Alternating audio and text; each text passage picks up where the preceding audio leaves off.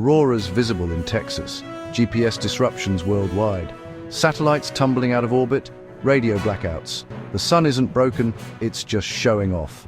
Welcome to solar maximum, the peak of our star's 11-year cycle of activity. And right now, from 2024 to 2025, we're experiencing one of the most powerful solar maxima in decades. Let's break down what's happening and why it matters to you.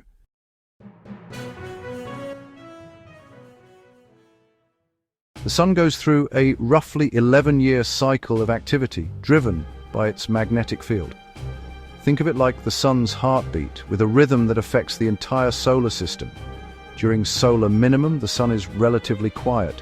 Few sunspots appear on its surface, solar flares are rare, and coronal mass ejections are infrequent. It's the sun's chill mode. But during solar maximum, everything ramps up.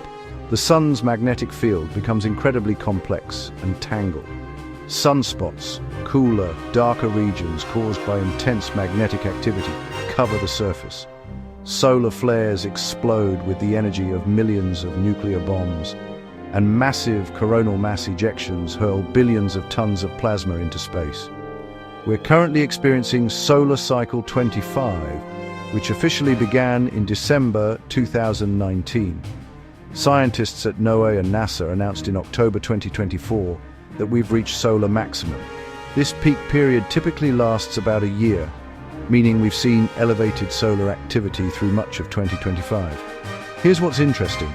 This solar maximum is proving stronger than initially predicted.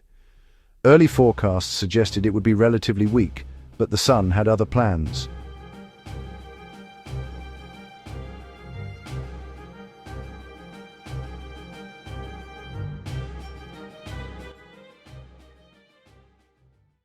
So what drives this cycle?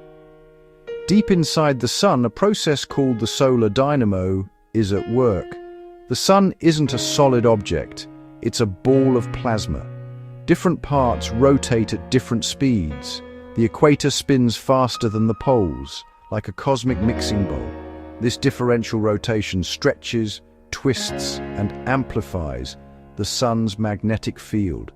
During the rise to solar maximum, these magnetic field lines become incredibly tangled. Eventually, they poke through the sun's surface, creating sunspots. When these field lines snap and reconnect, releasing enormous amounts of stored magnetic energy, we get solar flares and coronal mass ejections. As the cycle progresses towards solar minimum, the magnetic field gradually untangles and simplifies. The poles even flip. North becomes south and south becomes north. Then the whole process starts again. It's one of the most spectacular displays of plasma physics in action, happening on a scale that dwarfs our planet.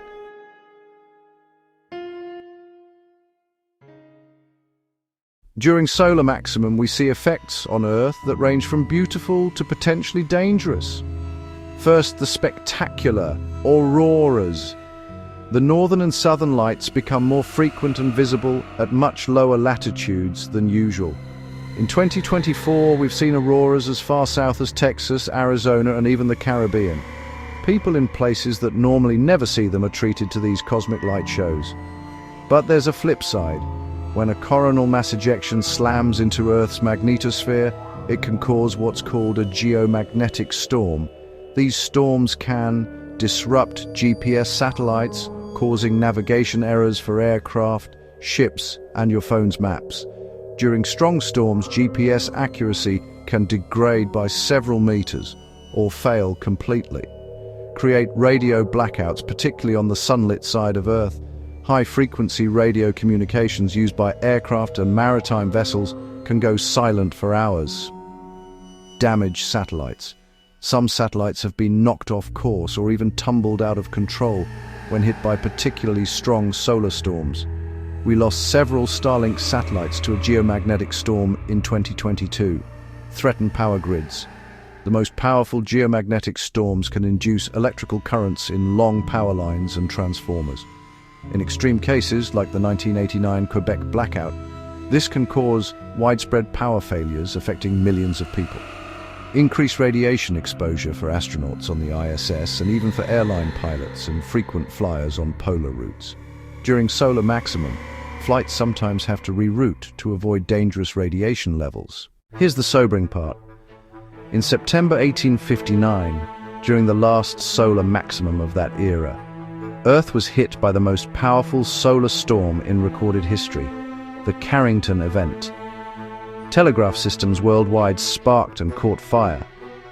Telegraph operators received electric shocks, paper ignited. Auroras were visible as far south as the Caribbean and Hawaii.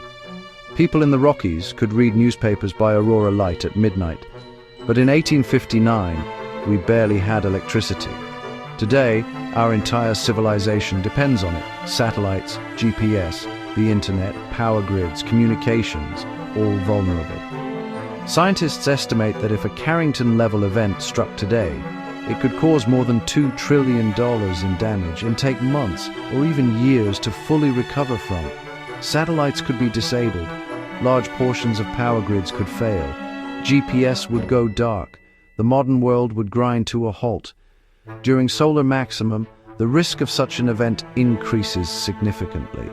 We haven't experienced anything on that scale in the modern era, but statistically, we're overdue. The question isn't if another Carrington-level event will happen, it's when. The good news? We're not sitting ducks. Space weather forecasting has advanced dramatically. NOAA's Space Weather Prediction Center monitors the sun 24/7, using data from multiple satellites including SOHO, SDO, Stereo, and now Parker Solar Probe. When they detect a potentially dangerous coronal mass ejection, they can issue warnings, giving us 1 to 3 days of advance notice. That warning time allows power companies to prepare their grids, satellite operators to put spacecraft in safe mode, airlines to reroute flights away from polar regions, and astronauts to take shelter in protected areas of the ISS. Engineers are also hardening infrastructure, designing transformers that can handle geomagnetic currents, building satellites with better radiation shielding, and creating backup systems for critical communications. Parker Solar Probe's data, including those new discoveries about inflows and corona dynamics, is improving our models and giving us better predictions about how fast and powerful solar storms will be when they reach Earth.